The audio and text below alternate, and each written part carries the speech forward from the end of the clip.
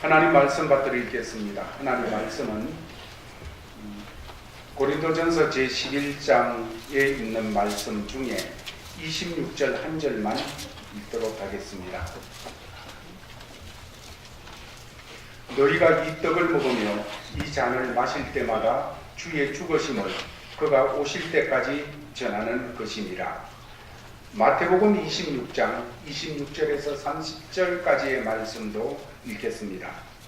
그들이 먹을 때에 예수께서 떡을 가지사 축복하시고 떼어 제자들에게 주시며 이르시되 받아서 먹으라 이것은 내 몸이니라 하시고 또 잔을 가지사 감사기도 하시고 그들에게 주시며 이르시되 너희가 다 이것을 마시라 이것은 죄 사함을 얻게 하려고 많은 사람을 위하여 흘리는 바 나의 피 곧 언약의 피니라. 그러나 너희에게 이르노니 내가 포도나무에서 난 것을 이제부터 내 아버지의 나라에서 새 것으로 너희와 함께 마시는 날까지 마시지 아니하리라 하시니라. 이에 그들이 찬미하고 감람산으로 가니라. 아멘. 오늘 두 곳의 말씀을 보았습니다. 고린도서의 말씀은 성령께서 사도 바울을 통하여 성찬 예식을 행할 때에 우리가 주님을 기념하여야 될 것에 대해서 말씀하고 그 기념하고 나서 예수를 전하는 삶이 되어야 될 것을 부탁하고 있는 말씀입니다. 그리고 마태복음의 말씀은 예수님께서 이제 십자가의 길로 나가시는 그 여정에 마지막 성만찬을 행하시며 떡과 포도주를 가지고 제자들에게 주시는 사건이 나타나 있습니다.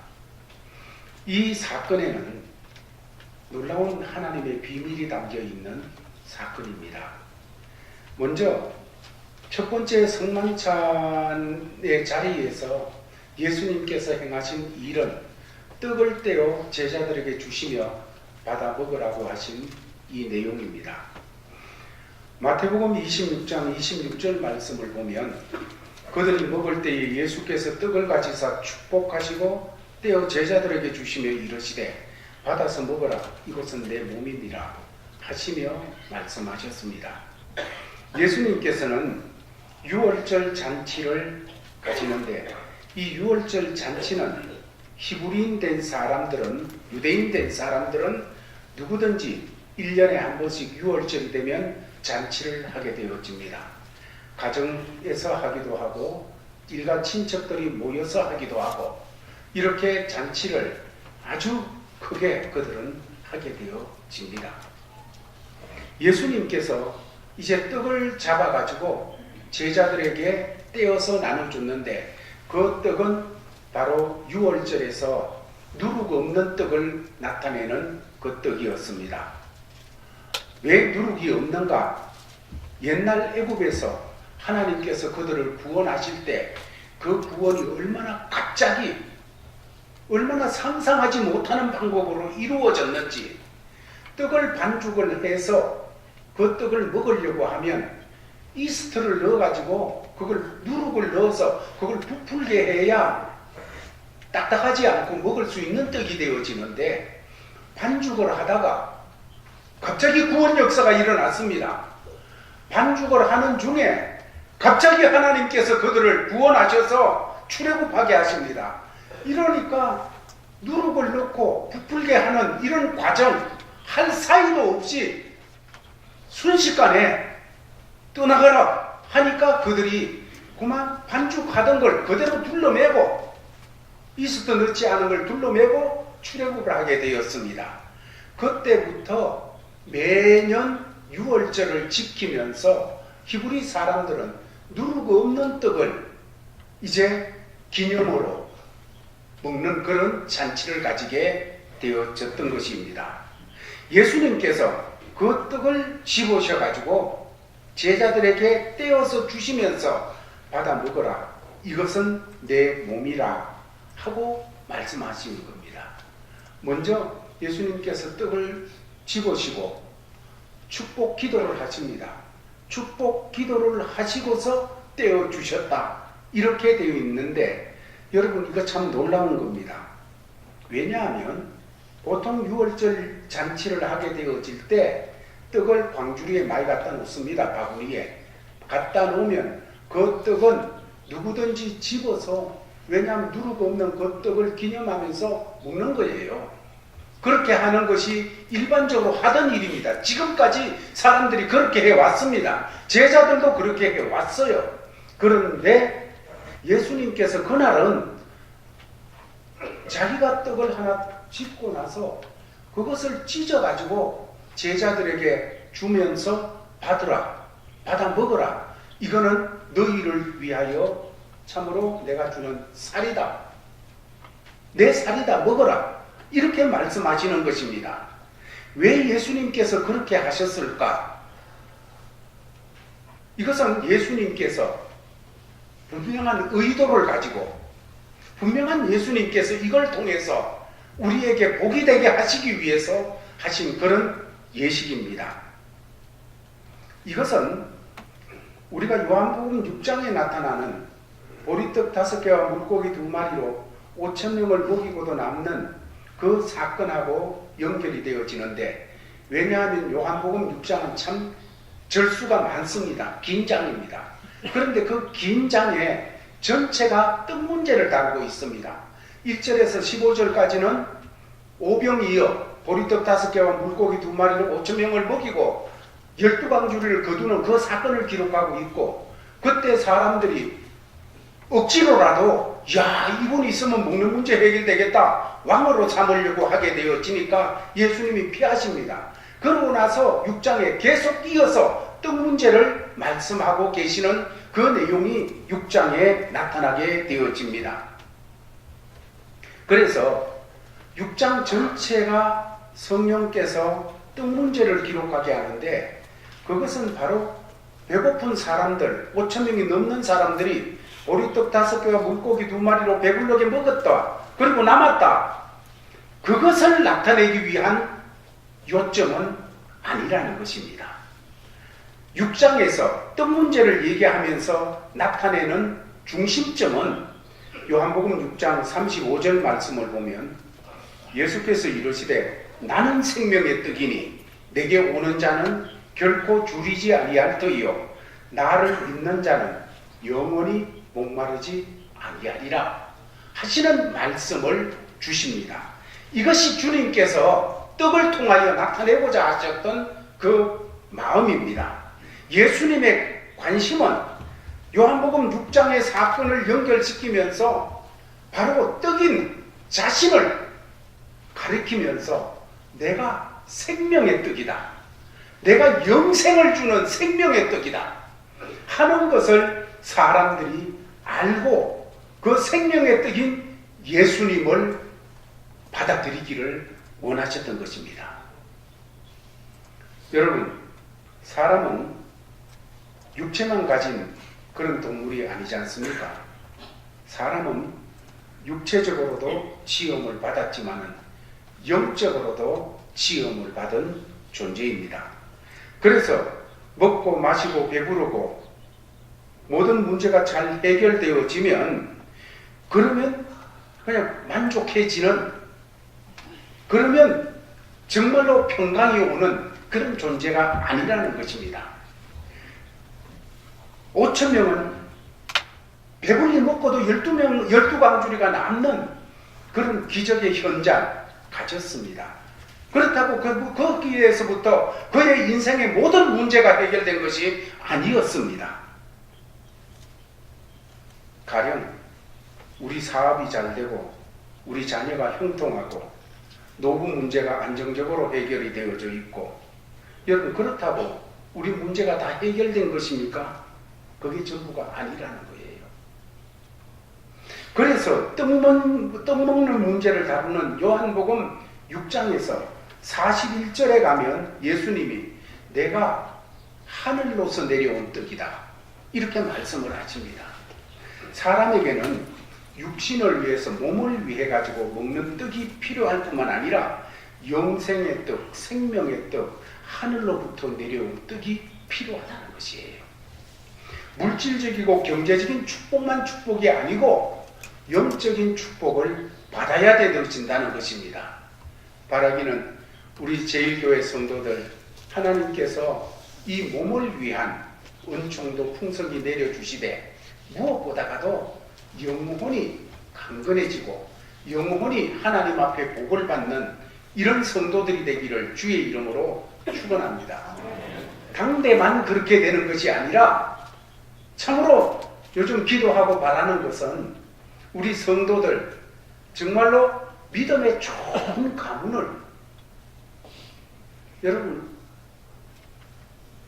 어떤 가문은 정치적으로 대단히 명문 가문이 있고 어떤 가문은 학문적으로 대단히 믿음 가문이 있고 어떤 가문은 사업적으로 믿음 가문이 정말 대단한 가문들이 있고 그렇게 되는데 바라기는 우리 제일가족들 영적으로 정말 명문 가문을 이룩하는 여러분들이 되기를 바랍니다. 여러분들이 문제가 되고 그 여러분들의 후손들이 점점 영적으로 더 강건하고 하나님의 복을 받아서 다른 것보다도 영적으로 명문 가문이 되어지는 그런 축복이 있기를 다시 한번 주의 이름으로 축원합니다. 예수님께서 내가 하늘로서 내려온 떡이다 말씀하니까 요한복음에서 그 말씀을 받는 사람들이 말도 안 된다 하고 수군거리기 시작합니다. 요셉의 아들 아니냐? 나사렛 동네에 사는 요셉의 아들 아니냐? 우리 그거 잘 알고 있는데 어떻게 자기가 하늘로서 내려오고 뿐만 아니라 생명의 떡이라고 그런 얘기를 하느냐? 이럴 때 예수님은 요한복음 6장 43절에서 너희 수군거리지 말아라 그렇게 말씀하시고 난 다음에 48절에서 51절까지에 이렇게 말씀을 하십니다. 다 같이 한번 읽으면 좋겠습니다. 시작. 내가 곧 생명의 떡이라. 너희 조상들은 광야에서 만나를 먹었어도 죽었거니와 이는 하늘로서 내려온 떡이니 사람으로 하여금 먹고 죽지 아니하게 하는 것이라. 나는 하늘에서 내려온 살아있는 떡이니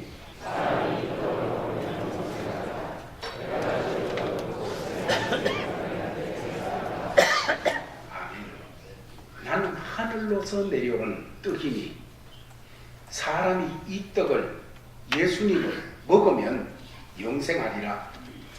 내가 줄 떡은 곧 세상의 생명을 위한 내 살이다. 이걸 먹는 자는 영생하리라. 이렇게 말씀을 하시는 거예요.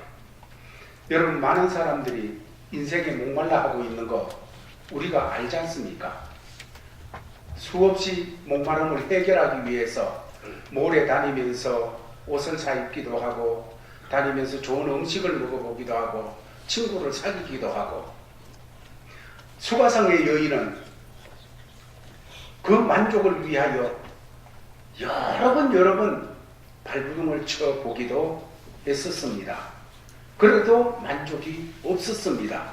여러분 이게 인생이라는 것이지요. 돈이, 지위가, 성공이, 자식이 나를 만족시켜줄 것 같은데 결코 그것 가지고 참된 만족으로 채움을 받을 수가 없다는 것이에요. 육신의 떡이 저와 여러분을 만족시켜 줄 것 같은데 사람은 흙으로도 지음을 받았지만은 영으로도 지음을 받았기 때문에 육신의 것만 채워진다고 만족되어지는 것이 결코 아닌 것입니다. 영적인 만족이 없을 때는 다른 어떤 것이 채워져 있어도 만족할 수 없는 것이 인간인 것이죠. 예수님은 그러면서 떡을 떼어 주시면서 이 떡을 받아 먹어라. 이것이 내 몸이다. 내 살이다. 하시는 거예요. 오늘 우리가 성찬식에 참여하여 같이 나누게 되어지는데 예수님은 생명의 떡이다. 내가 생명의 떡이다. 나를 먹어라. 내 살을 먹어라. 말씀하시는 겁니다. 성찬식을 거행하면서 떡을 떼어주면서 나를 믿어라 하는 것이 아니고 나를 먹어라 이렇게 말씀하셔요. 요한복음 6장 56절에도 내 살을 먹고 내 피를 마시는 자는 내 안에 거하고 나도 너희 안에 거하리라. 이런 말씀을 주시거든요. 무슨 말씀인가 하면 예수님이 떡을 떼어 주시면서 받아 먹어라. 그러면 내가 떡이다. 내가 떡인데 나를 먹으면 내가 네 안에 살고 네가 내 안에 사는 이 역사가 일어난다 말씀하고 있습니다. 여러분, 그냥 예수를 믿는다 하는 것은 단순하게 내가 예수님 받아들입니다, 예수님 믿습니다 하고 인정하고 받아들이는데 머무는 것이 아니라 믿음이 어디까지 가야 되느냐? 내가 예수님을 먹고 마시는 자리까지 나가야 된다는 것입니다. 내 살을 먹고 내 피를 마신다는 뜻이 거기 있습니다. 여러분, 먹을 때에 결합이 되어져요. 내가 예수님의 살을 먹고 예수님의 피를 마시라고 하는 것은 연합이 되어지는 거예요. 가령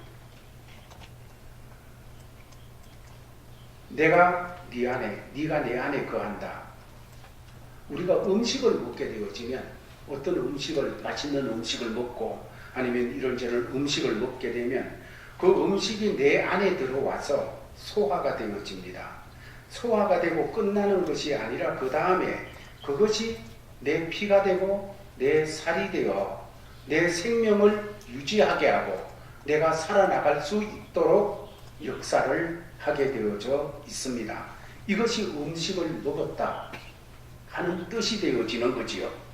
음식을 먹으면 그것이 나의 배를 부르게 해서 포만감을 가지게 하는 그것도 있지만 그것을 먹으면 그것이 내 속에 들어와 소화가 되어지고 그리고 그것이 내 살이 되고 내 피가 되어서 나를 계속 살아갈 수 있도록 하는 그런 것이 되는데, 이와 마찬가지로 예수님을 믿는다.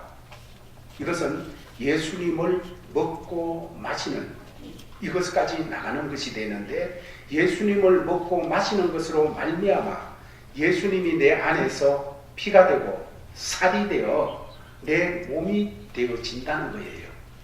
이것이 내가 사는 것이 아니고 내 안에 그리스도께서 사시는 이것을 나타내주는 성찬식이라는 거예요.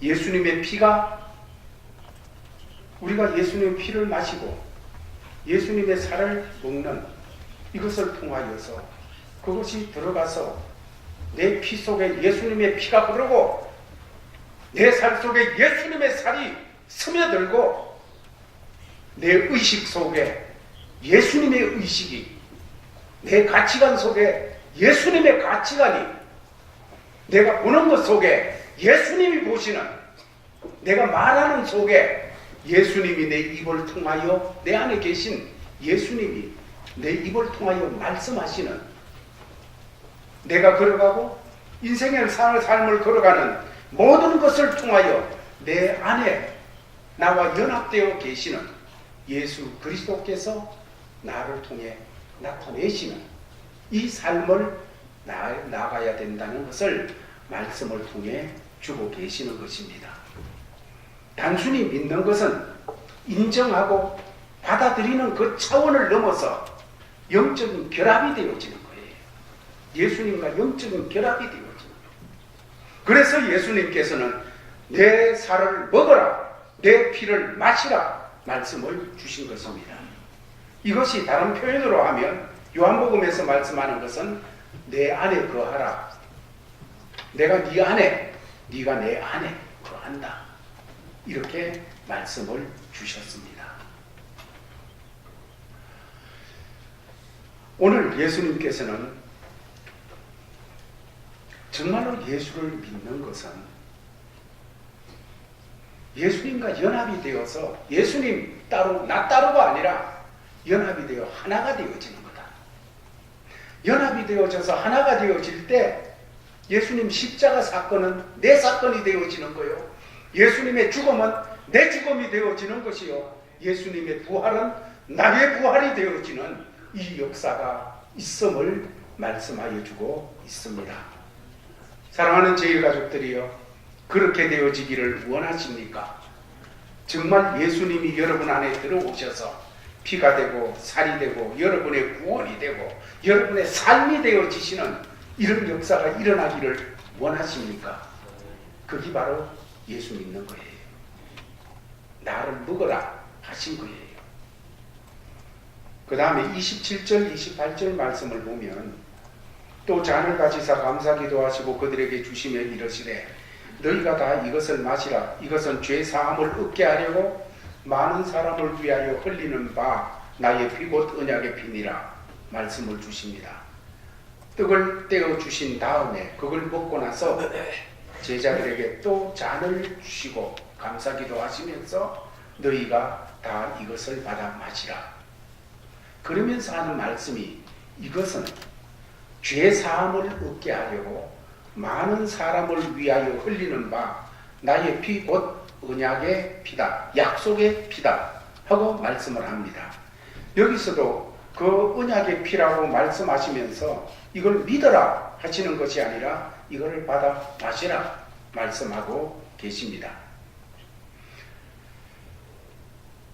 예수님께서는 이거는 너희를 위하는 내 피다, 언약의 피다 하시는 근거는 바로 히브리서 9장 22절에서 하나님께서 말씀하신 피 흘림이 없은즉 죄 사함이 없다는 그 말씀에 근거하고 있습니다.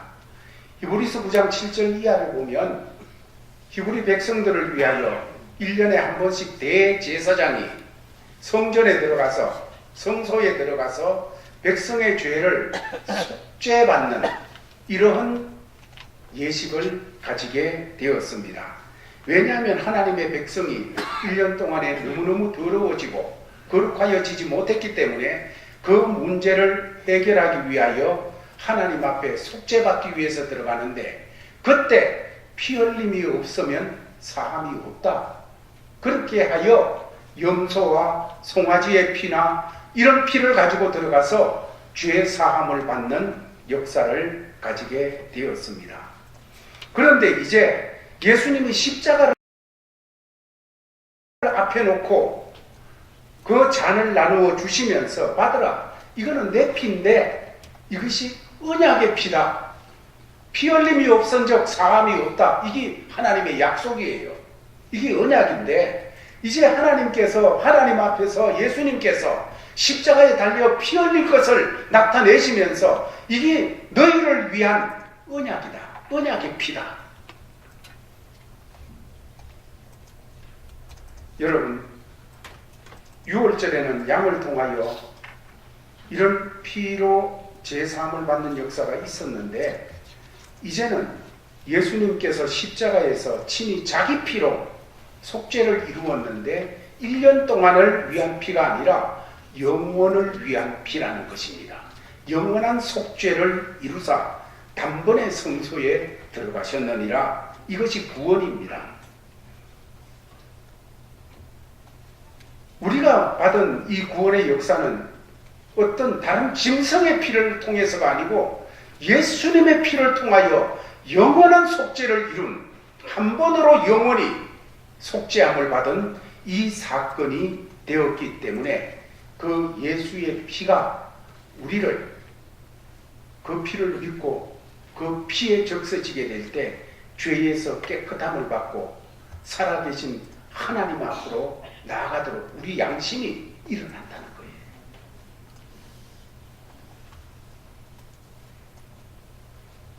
예수님께서 십자가에서 단번에 속죄의 피를 흘려주심으로 이제는 다른 피를 흘릴 필요가 없습니다. 내가 그 피를 흘릴 필요도 없고 짐승이 대신 나를 위하여 흘릴 필요도 없고 오직 예수 그리스도께서 2000년 전에 십자가에서 한 번에 피 흘리신 그 사건이 영원한 사건, 영원한 속죄가 되어진다는 하나님의 약속이 있는 피라는 거예요. 하나님이 그렇게 약속하셨다는 거예요. 이제 그 피를 믿는 자, 그 피를 마시는 자는 모든 죄가 사함받아진 그 사실을 확인하게 되어지고 하나님의 자녀 되었음을 감사하는 그런 사건이 되어지는 언약의 피라는 것입니다. 이렇게 해서 예수님은 사랑하는 제자들에게 떡을 떼어 주신 이후에 잔을 나눠 주시면서 받아 마시라. 받아 마시라. 이 말씀은 우리가 예수를 믿는다는 것이 어떤 지식이나 어떤 대상이나 어떤 경험이나 아니면 어떤 사실을 그냥 받아들이고 믿는 것 아니라 예수님 십자가에서 2000년 전에 죽었다는 사실을 받아들이는 것이 아니라 그것은 내가 예수님 안에 예수님이 내 안에 거하는 사건으로 나가는 것이 믿음의 역사입니다. 마지막으로 이 성만찬은 예수님의 십자가를 전하는 것이 되어야 됩니다. 고린도전서 11장 26절에 너희가 이 떡을 먹으며 이 잔을 마실 때마다 주의 죽으심을 그가 오실 때까지 전하는 것입니다. 여기 주의 죽으심은 십자가 사건을 나타내고 있는데 성만찬은 바로 이 예수님이 나를 위하여 이렇게 죽으셨다는 것을 예수님이 다시 오실 때까지 전하는 일이라는 겁니다. 전하는 일이라는 것은 우리가 증인이 되어야 된다는 일입니다. 오늘 우리는 이 성만찬을 행하면서 우리는 예수님으로 말미암아 구원받은 오직 하나님의 은혜로 구원받은 예수님의 피로 속죄함 받은 하나님의 아들 딸입니다 하는 것을 증거하는 시간이잖아요. 이 증인이 되어졌지 않습니까? 이 자리에서 우린 증인이 되었잖아요. 그런데 여기서 증인으로 끝이는 것이 아니고 이제 증인된 삶을 내 가정에서 내가 살아가는 인생의 거리에서 아니면 하나님이 보내신 곳에서 증인이 되어줘야 됩니다. 어떤 증인요? 나는 내가 사는 것이 아니라 나는 예수님과 연합되어진 사람입니다. 떡을 먹었잖아요. 피를 마셨잖아요. 그래서 그 피와 떡이 내 속에 들어와서 내 살이 되고 내 피가 되었잖아요. 내 생명이 되었잖아요. 그래서 우리는 우리의 자리에서 이 예수를 증거해야 되어집니다. 예수를 구주 되심을 증명해내는 삶, 이게 정인의 삶이에요. 그래서 이 성찬식을 대하면서 정인의 삶이 희박해져 있는 것은 이건 아주 위험한 거예요. 정인의 삶에 의식이 일어나야 되어져요. 그래서 고린도 교회도 이런 의식 없이 단순히 그냥 먹고 마시는 의미 없이 그냥 참여를 하고 이렇게 되다가 보니까 고린도서에서는 말하기를 이러므로 너희 중에 병든 자와 약한 자와 그리고 잠자는 자, 죽은 자가 많다. 그렇게 말씀을 주고 계시는 거예요. 그러므로 우리는 오늘 이 성찬식을 거행하면서 가져야 될 자세는 내 모든 자리에서 정인으로 살아가야 된다는 겁니다. 어떤 정인입니까? 나는 혼자가 아니다. 나는 예수님과 연합이 되어졌다. 예수님의 피, 예수님의 살, 그것을 먹고 나는 하나님의 자녀된 사람이다. 그래서 내 안에 예수 계신다 하는 것을 나타내는 정인의 삶을 살아 하나님 앞에 참으로 은혜 위에 은혜를 더 받고 주님 다시 오시는 그날까지 우리가 참으로 이 믿음으로 승리하는 역사를 이어가기를 주의 이름으로 축원합니다. 이제 성찬식을 거행하도록 하겠습니다. 성찬식은 이런 의미를 알고 예수를 구주로 영접한 사람들이 받게 되어집니다. 그러므로 우리는 통상적으로 그것을 분별할 수 있는 것은 세례교인이 그걸 받아들이고 분별할 수 있다 생각을 하여서 세례교인들이 성찬의 의미를 알고 참여하도록 하고 있습니다. 오늘 세례 받은 분들만 참여하시면 되겠습니다. 그러나 굳이 나는 예수 그리스도를 구주로 영접하여 예수 때문에 구원받은 사람입니다 하는 사람이 있으면 특별하게 말씀하여 주시기를 바랍니다. 분산이나 그친들이나 초막이나 궁궐이나 날 구원하신 예수, 내 생명이 되시는 예수, 나의 모든 삶의 해답이 되시는 예수 모신 곳이 그 어디나 하늘나라. 오 주여, 이 예수와 연합되어 하나 된 것을 감사드립니다. 이 사실을 늘 깨닫고 주님과 동행하는 삶이 더 강성해지게 하여 주옵소서. 이런 삶으로 주신 삶의 자리에서 나가서 모든 일들을 할 때 과거보다 더 친밀하게 주님 앞에 무릎 꿇고 묻게 하여 주시고 시시때때로 주를 찬송하게 하여 주옵시며 하나님의 말씀을 살아내기 위해서 우리의 삶을 드리도록 역사하옵소서. 모든 자리에서 내가 아니요 주님이 되게 하여 주시고 그런 말미암아 오는 하나님의 크신 복이 우리 앞에 놓여지고 누리게 되어지는 것을 체험케 하여 주옵소서. 이런 자세로 나아가는 모든 믿음의 권속들에게 주 예수 그리스도의 크신 은혜와 하나님 아버지의 사랑과 성령의 교통하심이 항상 함께 있을지어다.